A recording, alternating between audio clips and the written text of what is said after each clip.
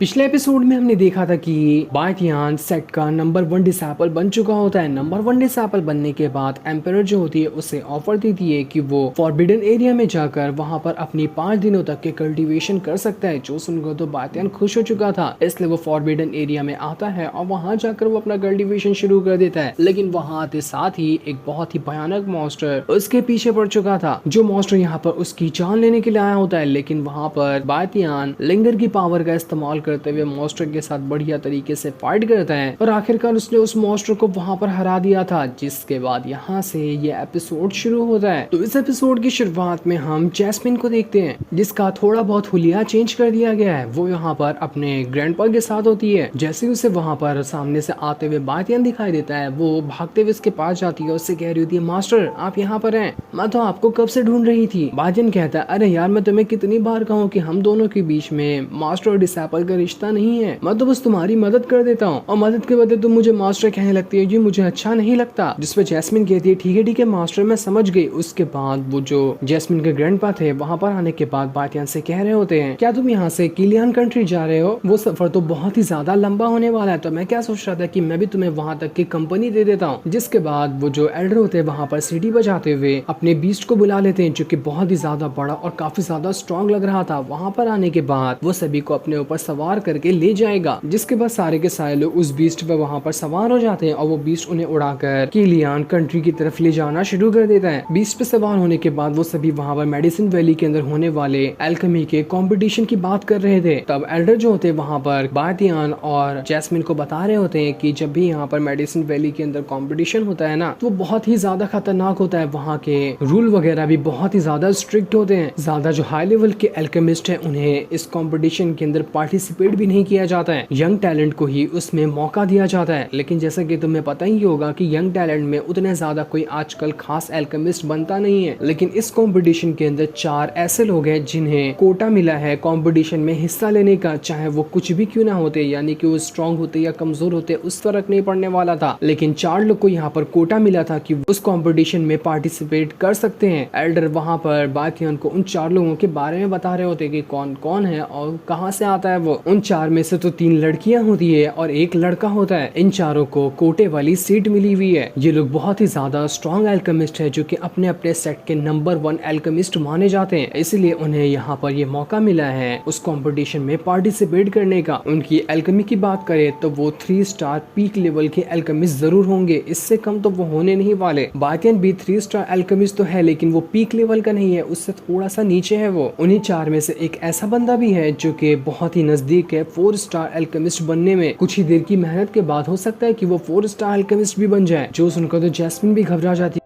कि क्या सच में चारों के चारों यहाँ पर 3 स्टार एल्केमिस्ट है? ये तो बहुत ही ज्यादा खतरनाक है। मुझे नहीं लगता कि यहाँ पर मैं इस कंपटीशन को जीत पाऊंगी, क्योंकि ये कंपटीशन बहुत ही ज्यादा टफ होने वाला है। बायथियान जैस्मिन से कह रहा था, अभी तो तुम बहुत ही कम उम्र की हो, तुम अभी थोड़ा और अच्छे से एल्केमी पे ध्यान दो, उसके बाद तुम्हारी एल्केमी इतनी ज्यादा अच्छे से बढ़ेगी कि कोई भी तुम्हारा मुकाबला नहीं कर पाएगा। मैंने तुम्हारा टैलेंट देखा हुआ है। एल्डर बायथियान से कह रहे होते, मुझे यहाँ पर सबसे ज्यादा चांस लगता है कि तुम ही उस एल्केमी के कॉम्पिटिशन को जरूर जीतोगे। तुम्हारे से अच्छा दावेदार उस पूरे कंपटीशन में मेरे ख्याल से तो कोई नहीं होगा। मेरी दुआएं तुम्हारे साथ है कि तुम जरूर उस कंपटीशन को जीतोगे। जो सुनकर बायथियान भी खुश हो जाता है और एल्डर से कह रहा था कि मुझे कंपटीशन तो जीतना है, साथ ही मुझे कुछ और भी काम करना है, जिसके लिए ही मैं उस कंपटीशन में पार्टिसिपेट कर रहा हूँ। जिसके बाद बायथियान जो होता है वो जैस्मिन से कहता है, जैस्मिन मेरे पास आओ, मैं यहाँ पर तुम्हें कुछ सिखाना चाहता हूँ, उम्मीद है कि वो टेक्निक तुम्हें पसंद आएगी। जो सुनकर जैस्मिन खुश हो जाती है कि अरे वाह मास्टर, आप मुझे टेक्निक सिखाएंगे, मैं तो इसके लिए हमेशा से तैयार हूँ, जल्दी से मुझे सिखा दो। लेकिन इसे सिखाने से पहले तुम्हें मुझसे वादा करना होगा कि तुम किसी को भी नहीं बताओगी ये टेक्निक मैंने तुम्हें सिखाई है, और इस टेक्निक का सीक्रेट मत बताना किसी को। जिस पर जैस्मिन कहती है, मैं यहाँ पर गॉड और हीवन की कसम खाते हुए कहती हूँ कि मैं कभी भी इस टेक्निक को नहीं बताऊंगी किसी को, बस इसे अपने तक ही रखूंगी, चाहे कुछ भी क्यों ना हो जाए। अगर मैंने इसे किसी को बताया तो 5 मुझे बिजलियां गिरेगी, जिससे मेरी हालत खराब हो जाए। जो सुनकर बायथियान कहता है, ठीक है, इतना ज्यादा भी यहाँ पर खुद को पनिशमेंट नहीं देना था। जिसके बाद बायथियान अपनी पावर का इस्तेमाल इस्तेमाल करते हुए एक बहुत ही ज्यादा स्ट्रॉन्ग वाली टेक्निक उसे जैस्मिन के स्पिरिचुअल वर्ल्ड के अंदर ही डाल देता है। वो पूरी की पूरी टेक्निक जैस्मिन के स्पिरिचुअल वर्ल्ड के अंदर घूम रही थी। बातियन बाहर से कह रहा होता है जो भी यहाँ पर वर्ड्स लिखे हुए ना, इन्हें अच्छे से देखो, समझो और इसे कल्टीवेट करने की कोशिश करो। थोड़ा सा टाइम लगेगा, उसके अंदर तुम यहाँ पर इस टेक्निक को कल्टीवेट कर जाओगी। जैस्मिन वहाँ पर उसी टेक्निक को कल्टीवेट करने की कोशिश कर रही थी, लेकिन वो टेक्निक काफी ज्यादा स्ट्रॉन्ग होती है, जिस वजह से वहाँ पर उसकी हालत पूरी तरह से खराब हो चुकी थी। पर फिर भी उसने उस टेक्निक को कल्टीवेट कर लिया होता है। बातियन उससे कह रहा, देखो अभी हमें यहाँ पर ना किलियन कंट्री में जाने के लिए थोड़ा सा टाइम लगेगा, तो तुम यहाँ पर आराम से बैठकर कल्टीवेशन करो, ताकि जो टेक्निक तुम्हारे अंदर गई है उसे तुम कंट्रोल करना अच्छे से सीख जाओ, वरना वो टेक्निक तुम्हारे कंट्रोल से बाहर हो गई तो आगे चलकर तुम्हें नुकसान हो सकता है। इसलिए जैस्मिन वहाँ पर दोबारा से उसी टेक्निक को अच्छे से कंट्रोल करना शुरू कर देती है। अब काफी लंबा सफर तय करने के बाद सभी वहाँ पर किलियन कंट्री के पास पहुंच चुके थे। वहाँ पर आते आते बातियन ने भी कल्टीवेशन करना शुरू कर दिया था। इसके बाद वो जो बीस्ट होता है उन्हें वहाँ पर किलियन कंट्री में लाकर उतार देता है। वहाँ आने के बाद तो वहाँ का नजारा काफी ज्यादा सुंदर लग रहा था। वहाँ पर बाजार लगा होता है, उसे देखकर सभी खुश हो जाते हैं। वहाँ पर आने के बाद उन्हें एक होटल दिखाई देता है जहाँ पर वो लोग आज रात गुजारने वाले हैं। उसका नाम जूजिंग टावर था। जैस्मिन कह रही होती, अरे वाह, ये जूजिंग टावर तो कितना ज्यादा कमाल का लग रहा है, मैं तो इसके टॉप फ्लोर पे ही रहना चाहूंगी क्योंकि ये मुझे बहुत ही ज्यादा खूबसूरत लगा। एल्डर बता रहे होते हैं वहाँ पर टॉप फ्लोर पर जाना इतना ज्यादा इजी नहीं होने वाला है, इसमें टोटल 9 फ्लोर है। जितना तुम्हारा रेपुटेशन हाई रहेगा तुम उसी हिसाब से उस फ्लोर पे जा सकोगे। जिसके पास उतनी हाई ज्यादा पावर की कल्टीवेशन ना हो या फिर उसकी रेपुटेशन उतनी ज्यादा ना हो तो वो फर्स्ट फ्लोर पर भी ढंग से नहीं जा पाएगा, लेकिन जिसकी कल्टीवेशन पावर काफी ज्यादा हाई है और लोगों में उसके चर्चे भी हैं तो वो 9th फ्लोर तक के भी जा सकता है। इसलिए मैंने तुमसे यहाँ पर कहा कि कोई भी जल्दी 9th फ्लोर पर नहीं जा सकता। बाइडेन वहाँ पर एल्डर से पूछ रहा था कि एल्डर आप मुझे बता सकते हैं कि मेरी जहाँ पर जितनी पावर है और मैं जितना लोगों को जानता हूँ उस हिसाब से मैं कौन से फ्लोर पर जा पाऊंगा। जिस पर एल्डर कहते हैं मेरे ख्याल से ना तुम 3rd फ्लोर पर तो जा सकते हो, उससे नीचे का तो कोई चांस नहीं है, या फिर हो सकता है कि बाय चांस तुम्हें 4th फ्लोर भी मिल जाए, लेकिन 3rd फ्लोर के बीच में ही रहोगे तुम। लेकिन अगर तुम्हें अपना फ्लोर और बढ़ाना है ना तो तुम्हें हर एक फ्लोर का एक एक टेस्ट पास करना पड़ेगा, जिससे उन लोगों को पता चल जाएगा कि तुम्हारी पावर ज्यादा है। इस वजह से तुम्हारा वो फ्लोर बढ़ाते हुए तुम्हें एक फ्लोर और ऊपर तक ले जाएंगे। अगर तुम 9 के 9 फ्लोर के वहाँ पर टेस्ट को पूरा कर सकते हो तो उसके बाद तुम 9th फ्लोर पर जाकर रह पाओगे, जो जगह बहुत ही ज्यादा स्पिरिचुअल पावर से भरी हुई है। जैस्मिन बाइडेन से कह रही होती है मास्टर मैं ना यहाँ पर 9th फ्लोर पे रहना चाहती हूँ, देखना चाहती हूँ मैं कि वो जगह कितनी ज्यादा कमाल की हो सकती है, तो आप क्या यहाँ पर वो टेस्ट पूरा करेंगे। जो सुनकर तो बाइडेन का वहाँ पर मन लग जाता है कि मेरा भी मन कर रहा है एक बार जरा जाकर देखूं कि 9th फ्लोर किस तरह की चीज है। देखूंगा अगर टाइम मिलाना तो ट्राई करूंगा सारे टेस्ट को पूरा करने का, उसके बाद मैं 9th फ्लोर पर जाकर देखूंगा। अब जैसे वो जूजिंग टावर के पास आते हैं वहाँ के गार्ड ने उन्हें रोक लिया था, लेकिन तब वहाँ पर एल्डर जो होते हैं उन्हें टोकन दिखाते, इसलिए उस गार्ड ने उन तीनों को वहाँ पर अंदर जाने की परमिशन दे दी थी। अंदर आते साथ ही वहाँ पर उन्हें बहुत ही सारी एल्केमी से जुड़ी हुई चीजें दिखाई देती है, क्योंकि चूलियन कंट्री जो है वो मेडिसिन वैली से ही जुड़ा हुआ है। यहाँ से ही बड़ी आसानी के साथ मेडिसिन वैली के अंदर जाया जा सकता है, इसलिए बाहर से आए हुए एल्केमी ज्यादातर यहीं पे आकर रुकने वाले हैं। जैसे ही वहाँ पर एल्डर जो होते रिसेप्शनिस्ट के पास आते हैं और उन्हें अपना टोकन दिखाते हैं तो रिसेप्शनिस्ट उन्हें बताती है कि आप अपने स्टेटस और पावर के हिसाब से 2nd फ्लोर पर जा सकते हो, आप वहाँ पर जाकर रह सकोगे। जो सुनकर तो एल्डर भी उदास हो जाते कि अरे यार सिर्फ 2nd फ्लोर, ये तो अच्छा नहीं हुआ। जिस पर वो रिसेप्शनिस्ट बता रही होती कि इस साल से